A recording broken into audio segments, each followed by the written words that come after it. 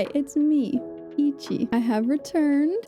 Did you miss me? Guess who had to take an involuntary break from doing makeup because she destroyed her skin barrier and gave herself a skin condition? Yeah, it was me. I did that. Let me tell you all about it. Let's get into it. Okay, I do want to throw a little bit of a disclaimer out there. If you've been in the same boat as me with what I'm about to talk about, this video may help you. But I am not a dermatologist or know anything official about skin or skincare. I can't give medical advice. I'm not a professional. So if you follow any of my methods in this video, do it at your own risk. They could work for you, and I really hope that they do if you try it. And just because it worked for me doesn't mean that it'll work for you, but also it might, but I just wanted to put that out there. And if you do decide to try any of the things that I used, everything will be linked in the description below. I think the backstory and my previous skincare has a lot to do with this, and it's super important. So let's get into that first. My skin type is definitely dry and somewhat sensitive. I'm gonna quickly run you through the routine that I've been using for the past like 2 or 3 years. In the morning, the first thing that I would do is just clean my skin with water, and then I would use one of these little ice pops because it feels nice and it wakes me up a little. After I did the little ice pop, I would wash my hands, spray my face with the Heritage Store rose water and glycerin. Then I would use the Good Molecules hyaluronic acid. And then I don't know how to say this. I should look it up actually. CosRX.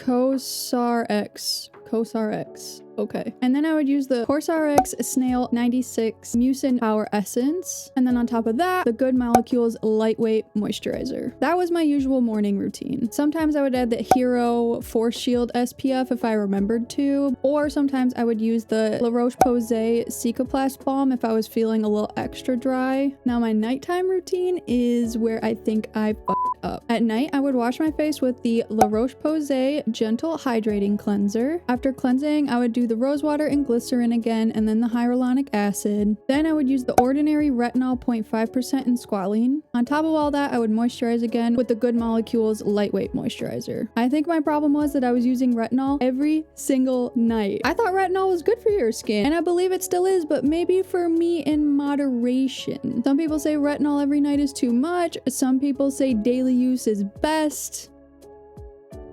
And I didn't think anything of it because when I would use it every night, I would wake up and my skin was so soft and beautiful and clear. There was no problem. But I think using it every single night for that long was just very slowly breaking down my skin barrier, where one day I woke up with this. But it was very, very mild. And those spots were just a tad bit extra dry and a little bit flaky. And I had these tiny, tiny little bumps. Little white bumps, like little whiteheads. And the bumps would be in little groups as well. Even though I had this very mild thing going on around my eyes, I didn't change anything in my routine because it really wasn't that bad. It wasn't spreading, and I thought it would just go away on its own. Now I still didn't change anything in my routine when it was on my chin too, because it was pretty mild at first. I thought I was just breaking out from stress or something like that. I'd put pimple patches on it, didn't help. Then every day it started getting progressively worse. Now at this point I started getting really freaked out because I have been so fortunate and so blessed my entire life. I have been blessed with very clear skin. So this happening to me was very out of the ordinary and super concerning to me. The spot on my chin was dry and flaky, and then those spots just had an overall scaly texture going on. And I had the same thing around my eyes and around my nostrils right here. And sometimes it would be a little bit itchy, but nothing too severe at all. I tried Googling a million different things and trying to describe it exactly correctly on Google, and I kept getting eczema as the answer until I Googled something like tiny pimples around nose and chin or something like that, and I came across the term perioral dermatitis. Now naturally, since I was trying to find a cure for this and I have raging ADHD, I hyperfixated so hard on finding out as much information as I could. Now I'm gonna call it PD for the rest of this video because I really don't want to say that every time. I spent hours and hours and hours every night on Google, on Reddit, and then I thought, well, I should go to TikTok. I see dermatologists on there all the time, and maybe one has talked about it at some point. And that's where I found a lot of the information that I know now. Yeah, TikTok, of course. But I was finding really extreme conditions of it. And then I started doubting if it was even this in the first place, because mine didn't look like that until I saw this video from this creator. And mine looked so similar to this. I also kind of put 2 and 2 together and had like a light bulb moment.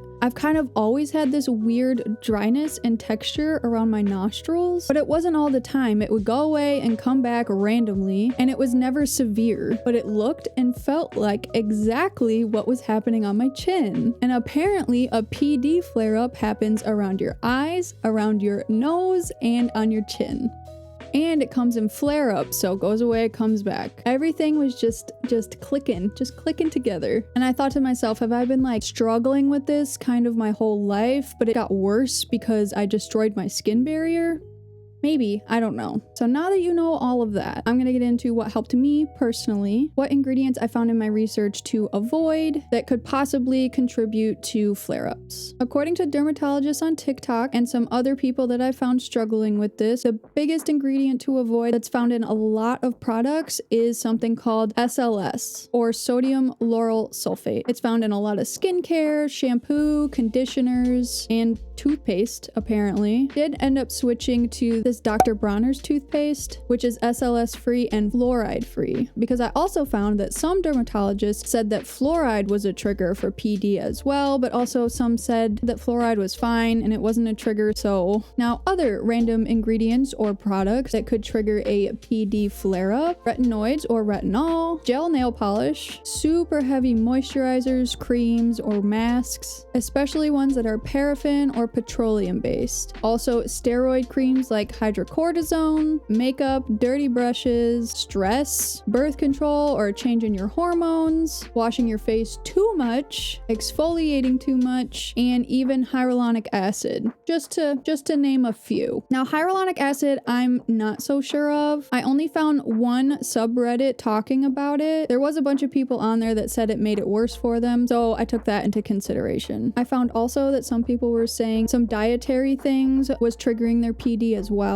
like dairy, caffeine, and gluten. All of these are just some of the most frequent repeating triggers that I was finding in my research. Now that all of that is out of the way, let's get into what all of you have been waiting for: the solution. Now the first product that I saw to try was sulfur, specifically this ointment. I ran to Amazon, ordered it immediately. So many people were raving about it, and it was also the cheapest option. Now while I was waiting for this ointment to arrive, I read through all the ingredients on my moisturizer, my cleanser, my shampoos, my body washes to figure out which things were safe. I skipped washing my face in the morning as I normally do. I did my little ice pop, did the Good Molecules moisturizer, and I did the Cicaplast balm only on my problem areas. Now at night, I would use the Gentle Hydrating Cleanser, the Good Molecules moisturizer again, and then the Cicaplast again only on my problem areas. I did see a very small difference in the few days that I was doing this, but it was nothing to get like excited about. Now finally, the day was here that the ointment arrived. It was January 18th, and I would put this sulfur ointment only on my problem areas at night. I did my moisturizer after the sulfur because sulfur dries your skin out a lot. And this is what my skin looked like after one day of using this ointment. I was completely shocked by these results, not expecting that at all, especially only using it for one day. And from what I gathered, sulfur was either a complete godsend for your skin or it made it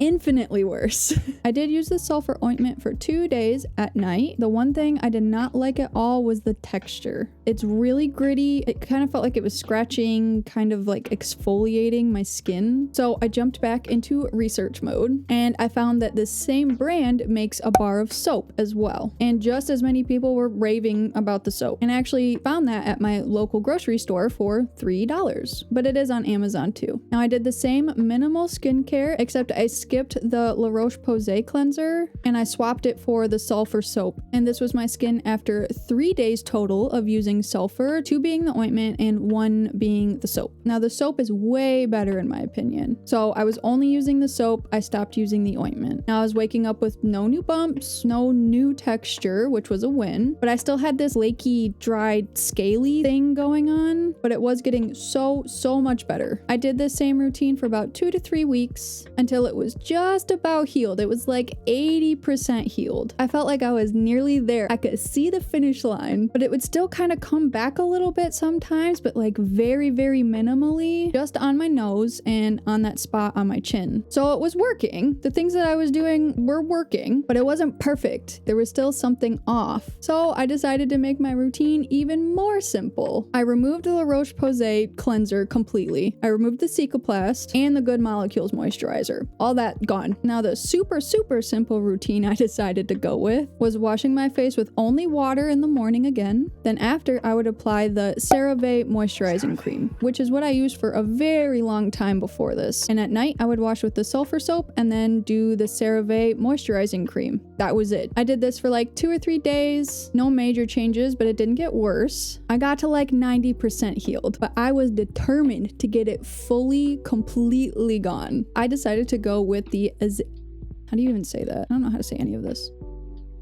So make sure to stay tuned to the channel. Azelaic acid. Now, since I was so determined, I decided to take the azelaic acid route. Now, in my research, azelaic acid was also just as great of a solution as sulfur. This was the second most popular thing that I found. But also, apparently, sulfur soap and azelaic acid are a great combo. So now the routine was in the morning, only washing my face with water, and then I would use the ordinary azelaic acid around my nose and on my chin. And then I would put the CeraVe moisturizer on. And at night, I would wash my face with the sulfur soap. I would do the azelaic acid in the same spots, and then the CeraVe moisturizer again. And after about a week, I found that this was my personal holy grail combo. I got it like 98% healed. I would get 1 or 2 tiny little bumps every now and then, only in the morning, but then it would be gone by the end of the day. And it was still a little bit more dry than the rest of my face, but I was pretty happy, pretty content with my at-home results. I didn't have to go to a dermatologist.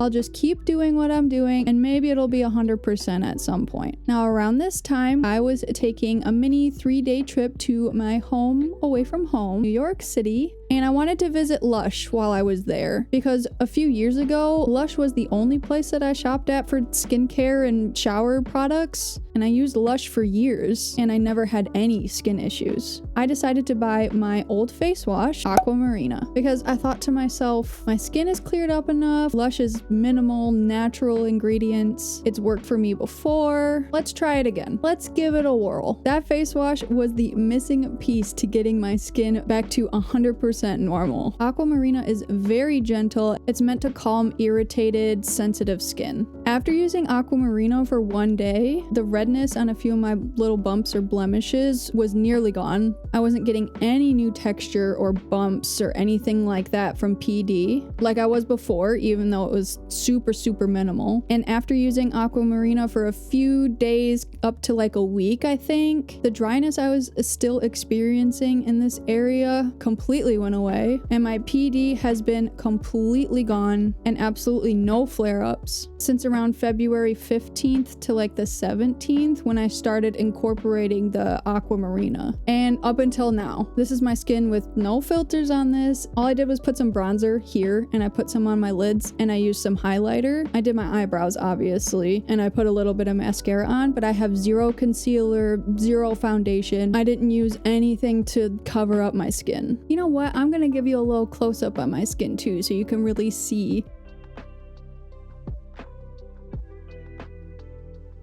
So now, the final routine that I will be sticking with for the time being, only washing my face with water in the morning, azelaic acid on my chin and around my nose, and then CeraVe moisturizer. At nighttime, I double cleanse, so I use the sulfur soap, and then I use the Aquamarina. Then I do the azelaic acid and the CeraVe moisturizer again. Now, I usually don't advocate or try to sell products to any of you guys unless I genuinely love them, but if you struggle with PD or have acne, I highly recommend giving sulfur soap or azelaic acid a try, or combining the two like I did. But do one at a time first. And I also forgot how much I absolutely love Lush products and how well they worked for me too. I don't know why I ever stopped using them, but no more. I will be ordering from Lush all the time to keep using Aquamarina and maybe some other things. But if you've never tried Lush or even heard of them, please go check them out. I am in love with their products, and I have been for a very long time. Also, Lush, if you want to like sponsor me or something.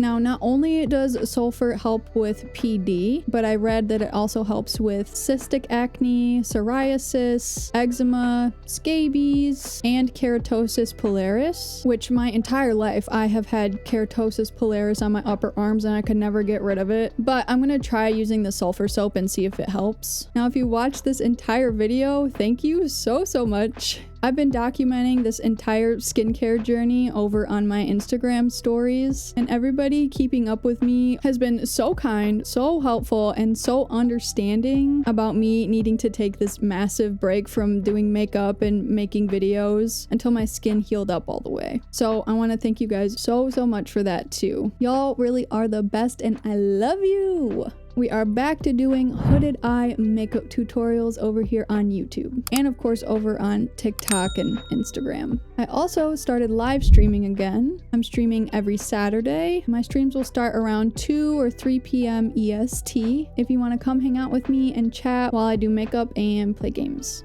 And if you're struggling with your skin too, I truly wish you the best on your skincare journey. I really hope that if you use any of the products that I used in this video, that they help you as much as they helped me. So thank you again for being so patient and kind while I've been taking this makeup break. Thank you so much for watching this video. I will see you in the next one.